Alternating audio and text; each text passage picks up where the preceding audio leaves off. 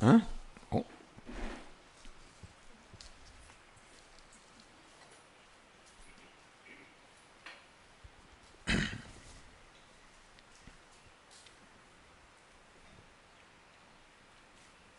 Om Sahana Bhavatu Sahano Bhunaktu Sahaviryam Karavavahai Tejasvinavadhitamastu ma vidvishavahai. Om Shanti Shanti Shanti. Om Purnamadah Purnamidam Purnat Purnamudachyate Purnasya Purnamadaya Purnamevavashishyate. Om Shanti Shanti Shanti. Shruti Smriti Purananam Alayam Karunalayam Namami Bhagavatpadam Shankaram Loka Shankaram Shankaram Shankaracharyam Keshavam Badarayanam Sutra Bhashya Krutau Vande Bhagavantau Punah Punah Ishvaro Gururatmeti Murti Bheda Vibhagine Vyomavadvyapta Dehaya Dakshinamurtaye Namaha. Chaitanyam Sarvagam Sarvam Sarvabhuta Guhashayam Yat Sarva Vishayatitam Tasmai Sarvavide Namaha.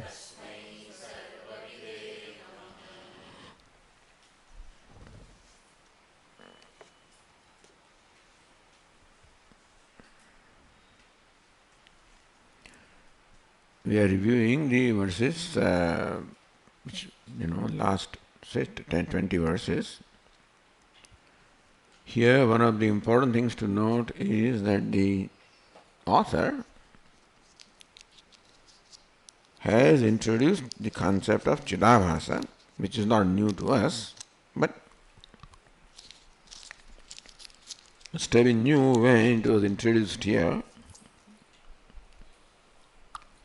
Because all along the teacher shows the need, the necessity of having this entity called Chidabhasa. Then alone you can explain the teaching of Tattvamasi. Then alone you can explain the knowledge of Aham Brahmasmi. All that Vyavahara would be possible only when there is an entity called Chidabhasa. What is Chidabhasa? The chit of the consciousness, abhasa reflected in the Aham Vritti. Call it Ahankara, Jivatma, Chidabhasa. So who is samsari? Chidabhasa is a samsari. Samsari must be a live entity. It cannot be consciousness, although conscious is live, because conscious is ever free, immutable, changeless. It cannot be mere aham vritti, which could be limited, which is limited, but which is unconscious. Therefore, aham vritti with reflected consciousness, there is limitation also, there is the ignorance also, and there is the reception of the Upadesha also.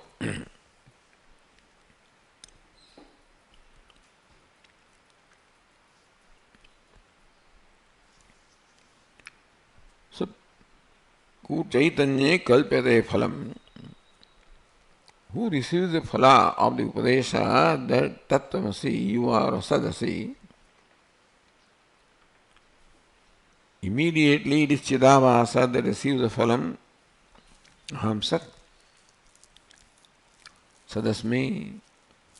But ultimately, that phalam goes to what is the essential nature of Chidabhasa, which is consciousness of Chit. Chaitanya kalpyate phalam. Therefore, Chaitanya or Chit or consciousness or Atma becomes the ultimate recipient of the phalam of liberation and freedom. Kutastevi phalam yogyam. How can there be phalam? Because for one to be recipient of an advantage, there must be bhoktrutva. The recipient must be bhokta. Kutastevi phalam yogyam. Consciously, kutastha doesn't have kartrutva, bhoktrutva. How can it be bound and liberated? Rajaniyava jayadikam. Just as it is the army of the king that fights the battle and wins the battle, but it is Raja or king that gets the benefit. He is said to have won the battle. So also it is Chaitanya who is said to have gained the fruit of liberation.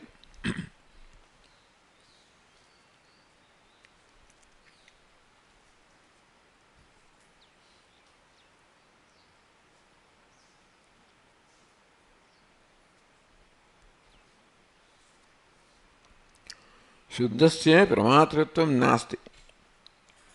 Shuddha Chaitanya cannot be pramata, the knower in primary sense. So it was said that Chidabhasa is knower in primary sense. The phalam of Chidabhasa ultimately lends into the true nature of Chidabhasa, that is Chaitanya.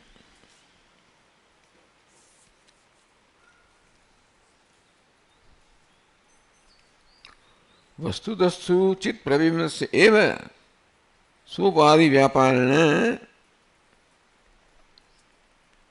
svatmanadhyasthena vidyate eva pramatritvam. In reality, it is chit pratibimbatvena, it is the chidavasa, that is where the pramatritvam is, the primary sense. And so, chidat eva avikritasya pravimbhava nibandha. Through that, the Chaitanya, in fact, gains the designation of pramata. So, ultimately, even though Chidabhasa is pramata in the primary sense, but ultimately it is the Chidatma that gains the designation pramata. So, phala sambandha. So, you have to connect the phala with the bhokta or pramata. And the Chaitanya is ultimate pramata, and therefore phalam of liberation ultimately gets connected to Chaitanya. Adashastu yadavaso mukhakara sevasaha yathaivam pratyadarshaha yadavasas tadahyaham. Adarsastu yada mukhakara, in adarsha or the mirror, the abhasa that you see is nothing but the mukhakara, your own face is what is there. And so the grivastha mukham, the head which is on this neck and the head which is there in the mirror are not different. Meaning that when you see the reflection, you do not get the idea as a reflection, you get the idea that it is myself. Evam pratyadarsho yadavasa tadahyaham. Similarly, in aham buddhi, the abhasa which is there called chidavasa, when you look at that, then you know that is I. So even when you are looking at the reflection, the pratyaya or the cognition or the determination that is born in you is that it is I. And so when you're looking at Chidavasa, reflected consciousness, aham vritti, then also the idea generated is that I am bound, I am liberated. Ityavam pratipatya syad sadasmi tichana. This is a way that only sadasmi's pratipatti or knowledge can take place, in no other way.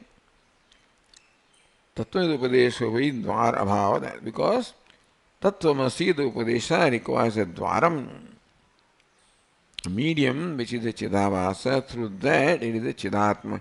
So Chidatma primary cannot be the recipient of Upadesha.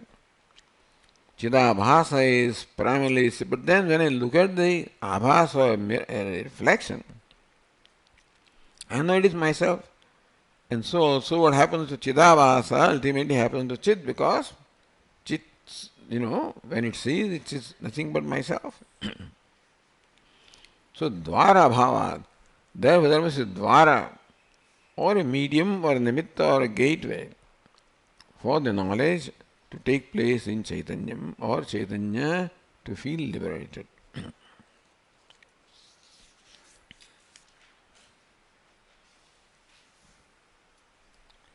Shrutusyad upadeshasya arthatvam tatha bhavet. If there is Shrota, when Upadesha becomes meaningful, when there is Shrota or listener. So if the listener is a Chidabhasa listener. If listener is not there, then when you say you are Brahman, then who will respond to that? And therefore Chidabhasa is the one, is the Shrota. तारे जो तू जज है तारे बेसाड़े लागे जे पेला है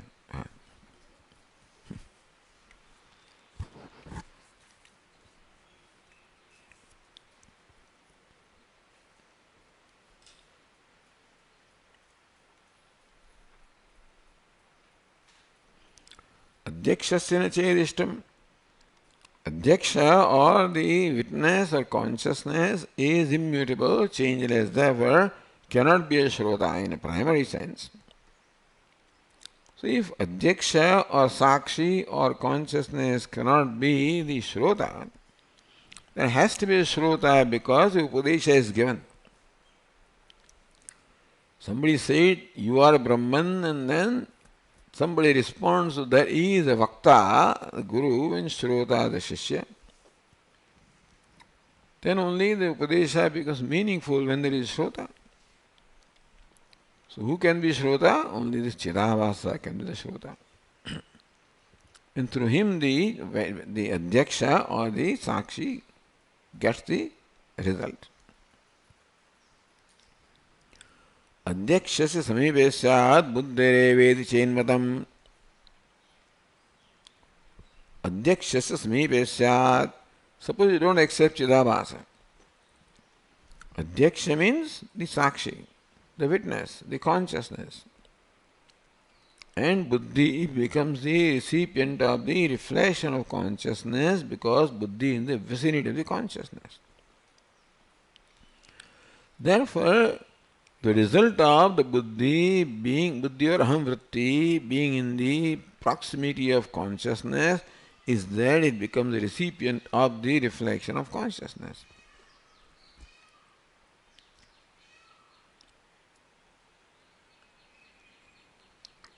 But you say, why do you need reflection? Buddhi is in the vicinity of consciousness, and isn't that enough for Buddhi to become the Shrota? Datat krit upakarosti.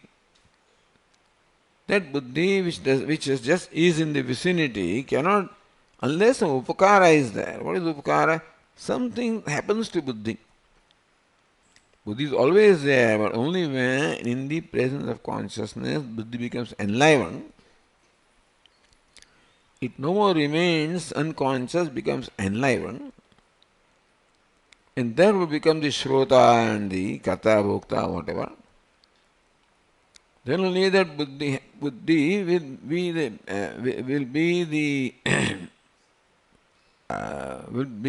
benefit. So then alone the Buddhi will have serve a purpose, a role. Kastha advat nakalpyate. Otherwise, Buddhi remains what it is, which is unconscious. Like a caste also, in vicinity of consciousness, many things are there. The whole universe is in vicinity of consciousness because consciousness is all pervasive. And a buddhi also doesn't receive Vishesha, then anything without receiving Vishesha. A buddhi can be knower, then the caste also enjoys the proximity of consciousness. It should also respond. Difference between caste and the buddhi is that buddhi has a nature that it gets enlivened in the presence of consciousness, whereas caste or anything else does not. Therefore, you have to accept that something happens to buddhi in presence of consciousness, which imparts a special aspect to the buddhi, visheshata, which is how the buddhi then is able to receive the upadesha and benefit from the upadesha. And that is that something happens to buddhi in the vicinity of consciousness, and that is that buddhi is the recipient of the refraction of consciousness.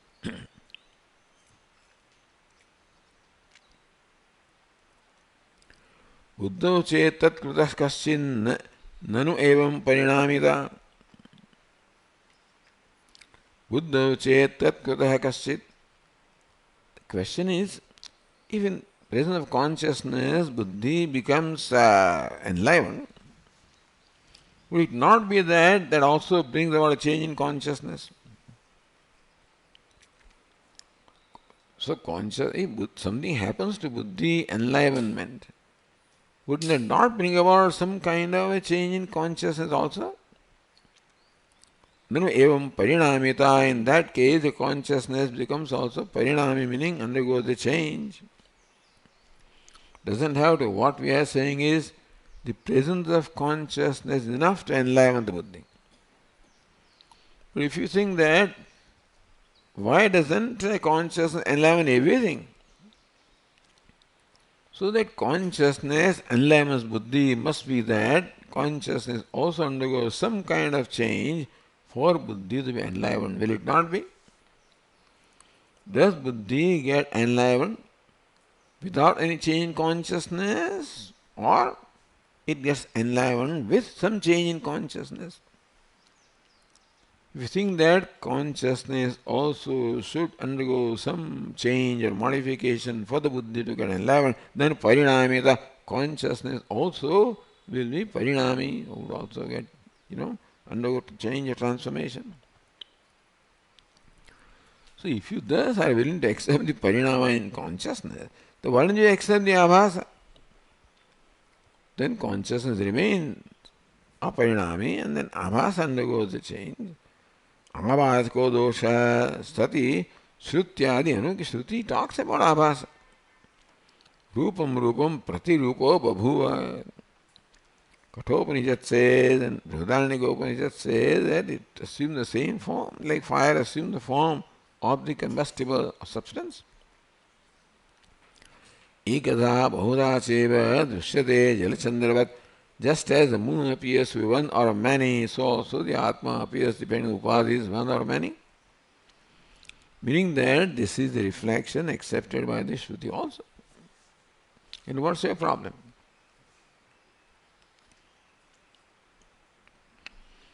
Avase parinamasche narajvadinivatvat. Avase parinamasche. When consciousness gets reflected in the buddhi or ahamvritti, then would not consciousness undergo some change for the reflection to take place? No, not really. How? Rajvadi nibattvavata. Just as a Rajju appears as a snake.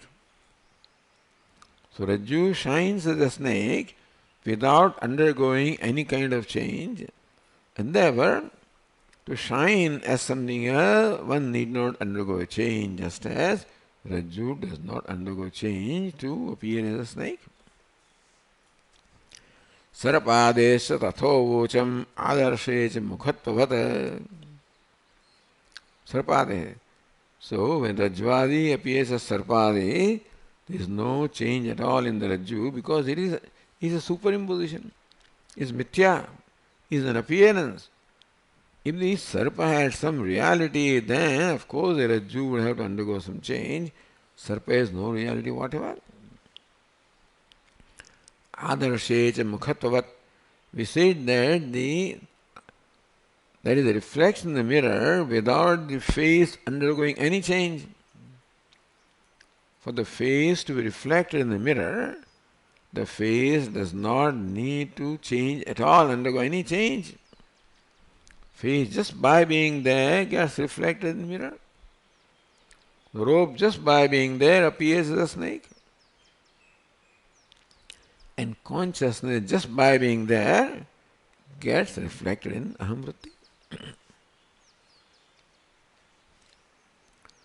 Natma abhasva siddhischet atmano grahanat prasak mukhadesha prasak siddhi yatvanyanya samshrayah. Ahankreva atmatvam vidi manyamanasya chinnibhatvam manvana tasya chinnibhatvam akshipati. The word, somebody says ahankar itself is atma. Tasya chinnibhatvam, how does that ahankara shine as conscious entity? Like the snake shines, so how does ahankara shine? Cannot. न आत्मा आवास सिद्धिश्चेत आत्मनो ग्रहणात् प्रसक.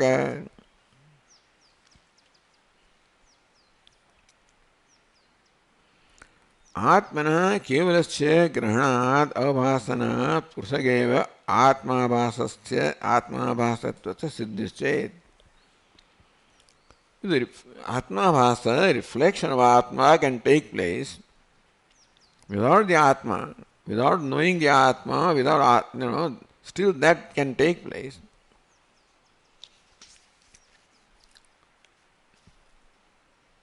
Siddhischet na bhavet. So, merely by being Atma there, if the reflection doesn't take place, avāsa, avāsenaiva Atmabhāso bhavet. How do you say that Atma shines? Because the reflection shines. That Atma is consciousness, self-shining, is determined by the reflection which shines. And why does the reflection shine? Because Atma shines. That Atma is consciousness is determined by reflection shining. And reflection shines because Atma is shining as consciousness. Meaning to determine that Chaitanya or Atma is consciousness, you require reflection. And for reflection to shine, you require Atma. This is called Anyonyashraya.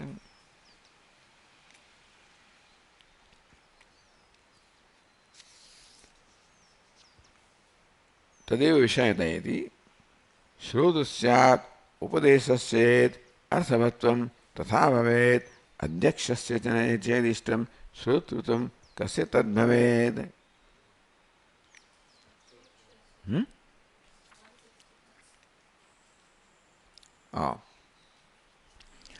Ityevam pratipatti syat sadasmiti chananyatha tattvavidupadeshavi dvara bhavat anarthaka.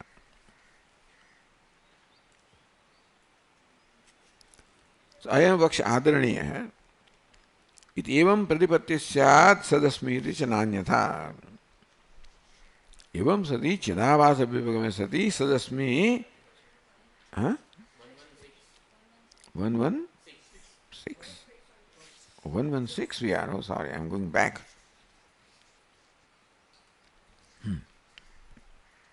That's what I read. Adhyakshasya pratak siddhau avasasya tadiyata. Avasa tadiyatve hi adhyaksha vyatiriktata. Okay. So the Purvapakshi is clarifying the Anyonya Ashraya. Adhyakshasya pratak siddhau avasasya tadiyata. If Adhyaksha is there, then only Avasa can appear like Adhyaksha. Avasasya tadiyatve, only when Avasa reflection is similar to Adhyaksha, then Adhyaksha is different. Meaning the Adhyaksha is established because of the similarity with Abhasa, Abha is established because of the similarity with Adhyaksha, the Anyonya Ashra is clarified by the Purvapakshi. So, point is that Adhyaksha or the consciousness, Chidatma, cannot be independently established unless you see the reflection. How do you say there is face? Because there is reflection, therefore there is face. But why is there reflection? Because there is face. Face is there because reflection is because face is. How do you say face is? Because reflection is there, therefore face is. This is how he argues to say that this is Anyonya Ashraya. But this presumes that the reflection and the face enjoy the same degree of reality. If that is so, then it requires a reflection to establish existence of face, require a face to establish it. If Anyonyasa requires that both of them enjoy the same degree of reality. Face is Satyam and reflection is Mithya. Therefore, Satyam does not require Mithya to be there to establish itself.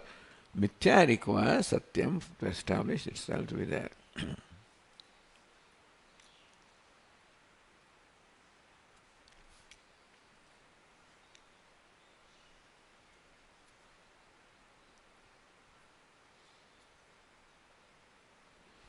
तथाच अहमिति प्रतीयमानः अहंकृत्यात्मकैव चेतना आत्मा इति युक्तमिति अभिप्रायः. And therefore, best thing is that aham vritti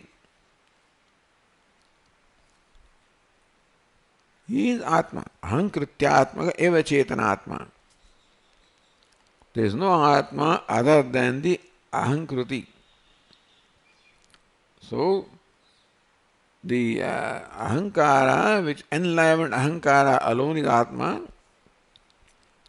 You do not require a consciousness other than ahamvritti. What we say is that the atma becomes reflected in ahamvritti, that's called chidabhasa. He says, why don't you say that ahamvritti, the enlivened ahamvritti itself is atma? Why do you think that there is a reflected consciousness and then there is consciousness and stuff like that?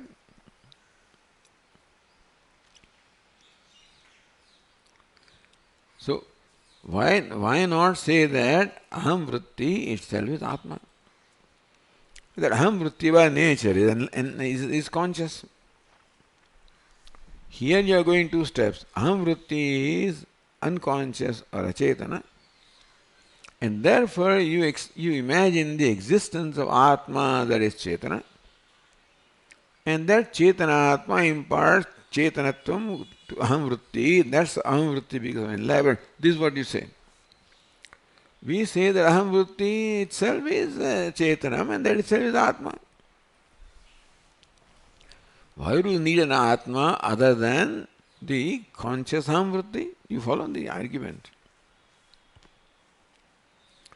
So therefore now we should establish the separateness of Atma from Ahamvritti. In waking state they don't seem to be separate. Because what we experience is Ahamvritti, which enliven Ahamvritti, and that is what we take as Atma. And he says that is Atma. Why do you need to imagine some other consciousness different from this? Therefore, aham krityatmakasya antahkaranasya swapne drishyatvaina vyavasthitatvat. What happens in swapna? In swapna, that antahkarana. What is ahankara? Ahankara is the modification of antahkarana. In the dream, it is very clear that antahkarana is object and Atma is subject. The subject-object duality is very clear in dream. If it is not clear in a waking state, in dream it is very clear. Swapne dushyattvini vyavasthitatvat, because in dream, antahkarana, which itself takes the form of ahankara, is very clearly known as drishyam. Because what is dream? Nothing but modification of antahkarana. So in the dream you are aware of the dream world. The dream world is nothing but antahkarana, which has become the dream world. So it is very clear from the experience of a dream that antahkarana is illuminated by Atma, is object of Atma.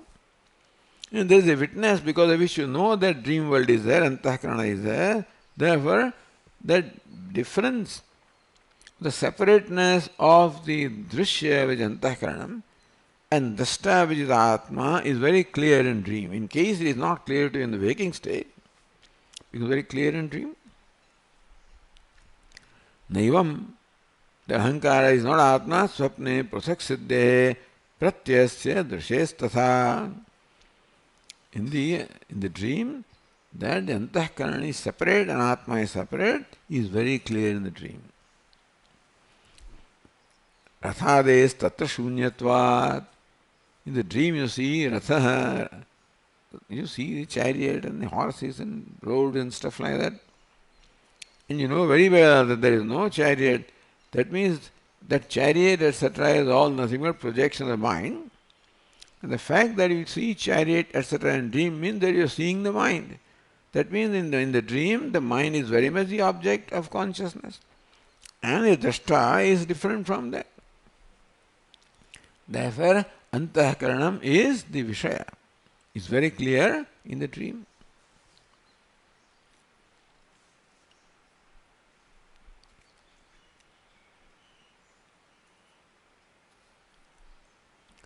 तथा च आत्मा प्रत्यय समूलन निर्विनिर्मुक्तः. In waking, what happens is that the aham vritti is never separate from consciousness and mind, never separate. In dream, that separation is clear. That antahkarana is the object and Atma is subject. That is why the dream example is taken.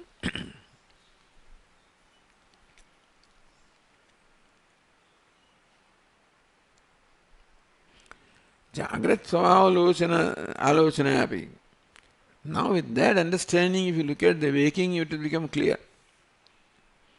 Avagatyai samvyaptah pratyayo vishayakritihi jayate sayadakara savahyo vishayo matah.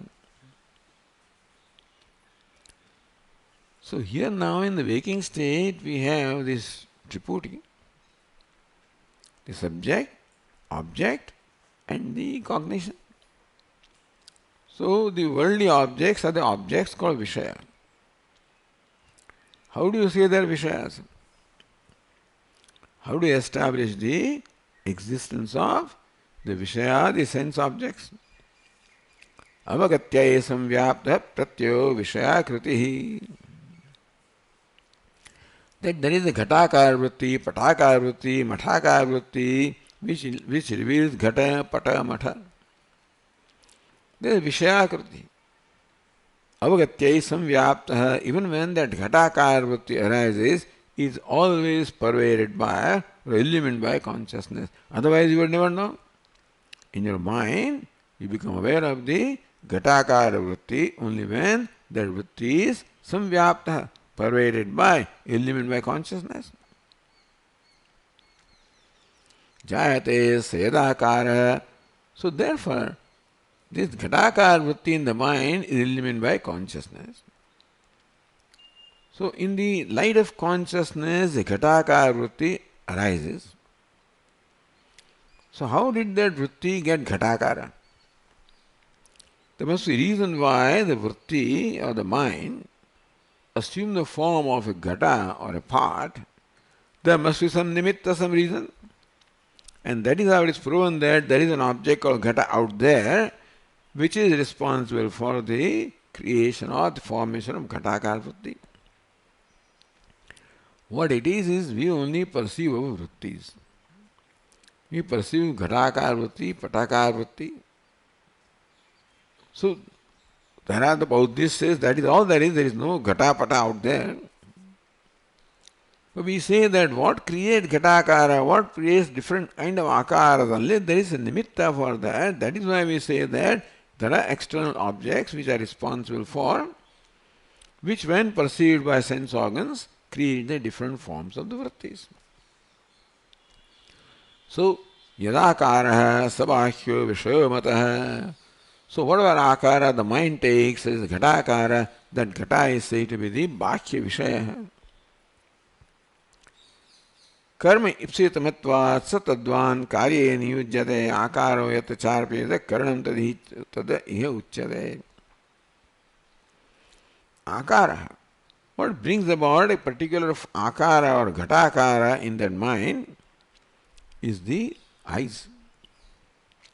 No doubt there is ghata out there, the mind in here, but when does the ghatakara vritti take place? When the eyes come in contact with the ghata, then the mind assumes the ghatakara. So this is the karanam. Sense organ is the karanam. So sense object is vishaya, sense organ is karanam. Yada bhasana samvyapta sajñāte iti nigadyate. So jnanam, jneyam, and then jnata. So sajñāta iti nigadyate. The one whose consciousness illumines that ghatakara vritti is the jnata. So one who illumines that ghatakara vritti is jnata. The ghatakara vritti is the ghata is a vishaya, and that because of which ghatakara vritti takes place in the eyes is the karana. So karta, karma, karanam, or jnata, jneya, jnanam. So the basic lesson is given here. Trayameta vivichatra yo janati sa atmavita. The one who knows all the three. So apparently the jnata, gneya, jnanam, all of these are also illumined by something. Why do we say that? Because each one of them enjoys the same degree of reality. Jnata is there because gneyam is there. Gneyam is there because jnata is there. Therefore jnanam is there. So jnata, jnanam, gneya, all of these enjoy the same degree of reality, which is vyavaharika sattva or mithya, and therefore we accept they are all illumined by someone that is different from them. Trayameta vichatra yo janati sa atmavit, one who knows these three, the witness of the three, who knows that I am the drashta illumining these three, I am the conscious illumining the jnata, gneya, gneyam, jnanam, atmavit, he is the knower of Atma. So jnata, gneya, jnanam, all these three shine in whose consciousness? That consciousness, Atma. Whose consciousness or consciousness?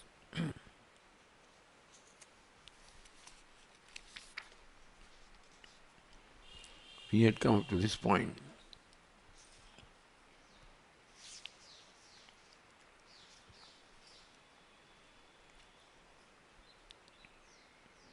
So the last line on page 375 says, Etatrayam jnata jnanam jnayam cheti vivichya asadharanina avagamya. Vivichya means what? Distinguishing. That this is jnata, this is jnanam, this is gneyam. So there are no doubt all the thoughts, but there is something that is different in them. There is something common. But then their forms are different, therefore asadharanina avagamya. Whatever is not common in them, that is what distinguishes them. So jnata, gneyam, jnanam, these three are distinguished by the specific forms that they have. And therefore the wise person knows all of them. He illumines all of them. He knows himself as different from all of them. Attatraye paraspara apeksha siddhike. See, as far as these three are concerned, jnata, gneyam, jnanam, paraspara apeksha siddhike. The jnata can be there only when the gneyam is there, and jnanam is there. Jnanam can be there when jnata is there and jnaya is there. And jnaya is established to be there only when jnata is there, jnanam is there. Attatraye paraspara apeksha siddhike. These three are dependent upon each other for establishing their existence or their being. Jnana cannot be unless Gneyam and Jnanam is there, and so on and so forth. Agama Payini. Now what happens is, when one depends upon the other, that means one is not independent. Each one of them depends upon each other. That means none of them is independent. That means they are all mortal. Because of whom they are there, if that is not there, then all these three enjoy only dependent satta. Agama Payini. Also then they are coming and going, you know that, the Jnata, Jnaya, Jnanam, they keep coming and going. Agama Payini. Paraspar Apeksha Siddhike. Agama Payini. Vartmanam. Svata Siddham. Then all these three are interdependent. When that is the case, Vartamanam Svata Siddham. So these three are subject to coming, going, and interdependent. With that, there is something different. Svata Siddham. There is something that is Svata Siddham, meaning that self-existing. That consciousness, the subject of the Atma, the Adhyaksha, the witness, which does not require any of them to be there, it is there whether those entities are there or not. These three cannot be there unless they are illuminated by the Adhyaksha. Adhyaksha is there whether they are there or not. Therefore, Agama Payani Vartamanam Svata Siddham. See, when all of these Paraspara Apeksha Siddhike is there, there must be some Svata Siddham, ultimately. We find that something is illuminated by that is illuminated by something else, there must be self-illumined entity somewhere. This exists because of that, the pot exists because of clay, and clay exists because of earth, and earth exists because of molecules. I mean, thus, ultimately, you must come to something that is self-existent. So, there must be something self-existent, self-shining, that avadibhutam. When this chain of inquiry of the illumined and illuminator, every illuminator is found to be illumined also, when it is pursued, avadibhutam, where will it ultimately culminate into something that is self-effulgent? This one depends upon that to exist. Where will it culminate? Something self-existent. Therefore, Svata Siddham, when all these entities are interdependent, subject to coming and going, there is something that is not dependent, something that doesn't come and go, something that is self-existent, something that is self-shining. Tat avadibhutam anagama apai sakshinam. Sakshi is there, witness is there, that illumines them, who is anagama apai, not subject to coming and going. Yo janati. Someone who knows himself as a Sakshi, who is self-existing, self-shining, and illumining all these entities which are subject to coming and going, and that I am there whether they are not or not. I am independently existing.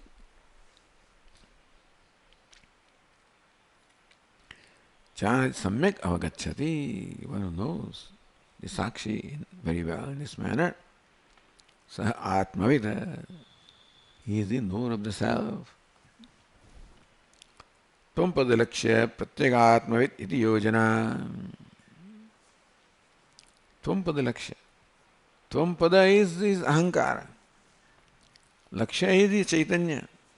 That is implied by, because If you take ahankara and inquire as to what the ahankara is, you'll find that ahankara also, there is an element which is conscious, an element unconscious. So if you let go what is unconscious, ultimately what remains is the self-shining, self-existing. That's called Tvampada Lakshyam. Now the Lakshya is not there. Lakshya must be there even when the Vachya is there. But part of the Vachya must be given up to arrive at the Lakshya. Iti. So meaning that from the Sakshi also, the Sakshitvam ultimately has to drop. That Sakshi also is relative to Sakshya. Who am I? I'm not Sakshi. I just am. Self-existing, self-shining. You give it some designation, you call it witness. You call it Atma. You call it Chaitanya. You call something. But none of that word will fill up completely. It will completely describe. So each word only reveals Lakshana Bhatya. Tumudaksha Pratyagatmavit iti yojana. One who knows oneself as a witness, he is Atmavit. Taduktam Sri Bhagavate. Now that we'll see tomorrow because there's a big footnote there. Why should he bring to Bhagavata here out of all the places in the world? Ekam ekatar abhave yada nupalabhamahe. If you cannot get one without the other, the jnata cannot be without jnayam and, jnanam. Ekam ekatara abhave yada nupalabha. Ekatara means another one. If you cannot find or cannot see or know one without the other, Tritayam tatra yo veda. This Tritayam which is independent Tripuri. Yo veda sa atma swashraya ashraya. These are all interdependent entities, they must have an ashraya. And the ashraya must be independent. So, swashraya ashraya, he is his own ashraya. He is the self-existing. And all these, so these three themselves tell us. The relative world tells us that there must be an absolute entity. When Einstein discovered that this world is relative, there is a whole team actually there was, but that is a relative world. That whatever you see the standpoint, there is no such thing as absolute. Then there must be something absolute. So this jnata, jnayam and the jnanam, these three are all interdependent. That means there must be something that does not depend. That is independent. Tritayam tartayo veda sa atma swashrayashraya. Who is swashrayashraya? Who is independent, who doesn't depend upon anything else. He doesn't depend upon those three. Each one of those three depends upon each other, but this one doesn't. So tomorrow then we'll see that footnote on that page. We'll continue. Om Purnamadah Purnamidam Purnat Purnamudachyate Purnasya Purnamadaya Purnameva Vasishyate. Om Shanti Shanti Shanti. Shankaram Shankaracharyam Keshavam Badarayanam Sutrabhashya Kratau Vande Bhagavantau Punah Punah Ishvaro Gururatmeri Murti Bheda Vibhagine Vyomavad Vyapta Dehaya Dakshinamurtaye. Om Shanti Shanti Shanti. Hari Om. Shri Gurubhyo Namaha. Hari Om.